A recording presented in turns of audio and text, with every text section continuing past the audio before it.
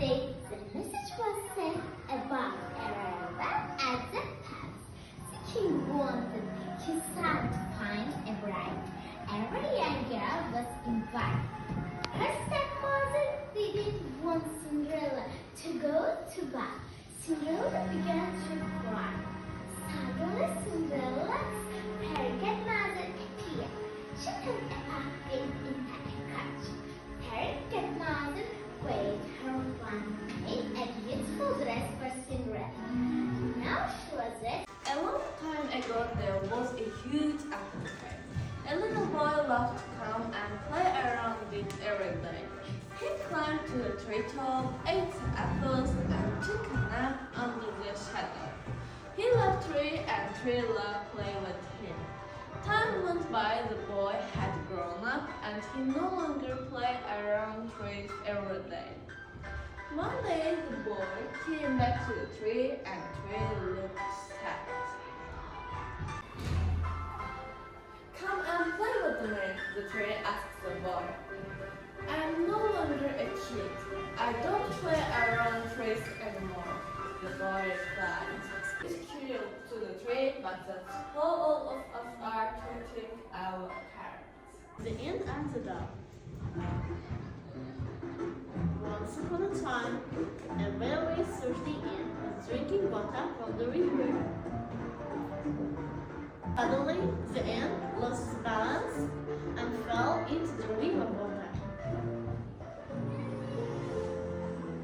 Help! Help! Help! Cried the ant. But no one could hear his cries. A dove, sitting in a tree nearby, saw that the ant was in trouble. And she quickly plucked that away from the tree and dropped it into the water. He thanked the dove for saving his life. After a few days, the dove was sitting on a tree. The ant saw a hunter aiming his arrow at the stranger. Once upon a time, there was a rabbit. It was running hand and said. Suddenly, he found a ball. It was big, round, and colorful ball. It took it and looked it carefully. It was very hard to. How sad is this? The rabbit wondered. He decided to call his dear friend the tortoise. Is this a tiger's egg? He asked. The tortoise said, No, this is not tiger's egg. The tiger's egg is not that big. The rabbit called his friend the monkey and asked, Is this camel's egg? The monkey said, No, this is not camel's egg. The camel's egg is not colorful. The rabbit was confused on whose egg. The same amount of peanut butter as jelly. When she stepped outside to eat her crust, she didn't forget to say good morning and thank you. They asked if she made her bed. She had. They asked if she forgot to do her master work. No. What about tonight's lunch? They asked. I'm ready, said Customers paid for bread and started eating in their shop. And his cakes. His cakes were really delicious.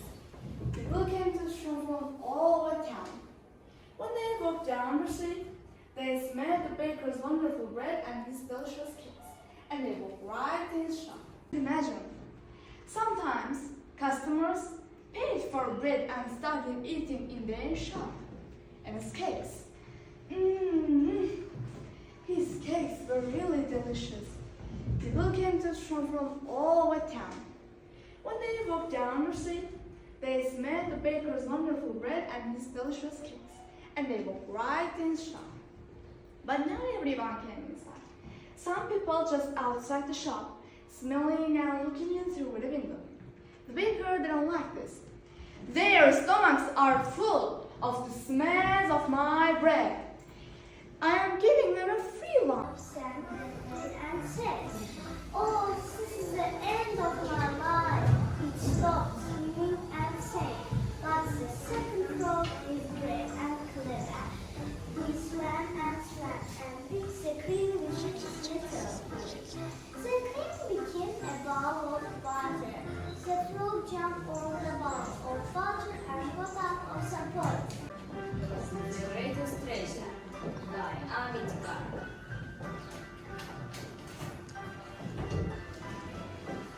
One day, Peter found a treasure map.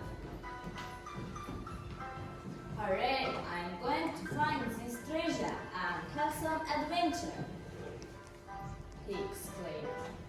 He reached a forest.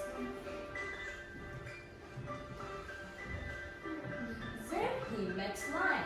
Once upon a time, there was a beautiful princess named Snow White. She was kind and gentle and a friend to all animals. One day, Snow White met a charming prince as they sang a song of love together. Snow White's evil stepmother, the queen, watched them. The queen was so jealous of Snow White's beauty, and she called her husband to kill the young princess. But the husband couldn't kill her and let her go, and he told her to run away from here.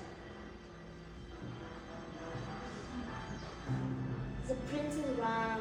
She was lost and scared, and she saw a little cottage.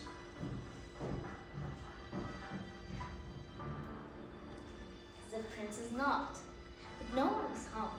She slowly opened the door and slowly stepped inside. The cottage was a mess, said Snow White. With the help of her first friend, Snow White cleaned every nook and cranny. Maybe her lives here let me stay, said Snow White. Suddenly he wakes up. He sees the moon and the stars.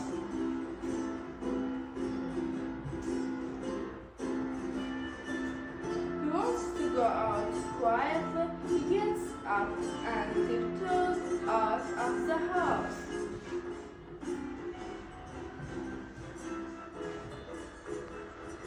Mother always tells him not to go out alone, but still he goes out alone.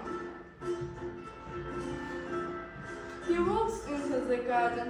It is dark outside. He is scared.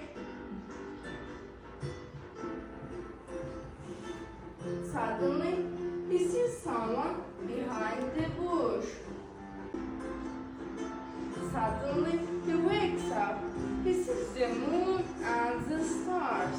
He wants to go out quietly. He gets up and tiptoes out of the house.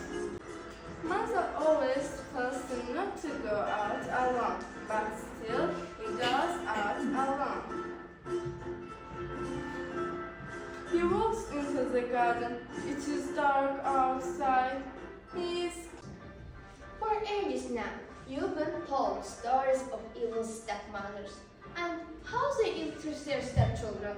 We all believe the stories, don't we? That's why this story is equally important.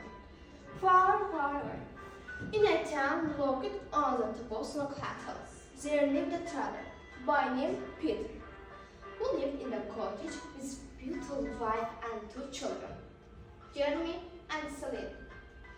All was well until one day, Peter's wife was severely ill and sadly could not recover. Peter was now left with his two children to take care of. He was alone for a few years. As his children grew up, he realized he needs a help drive his children well and a partner to stand strong with him. So Peter joined union of marriage by his wife and his children's stepmother, Samantha.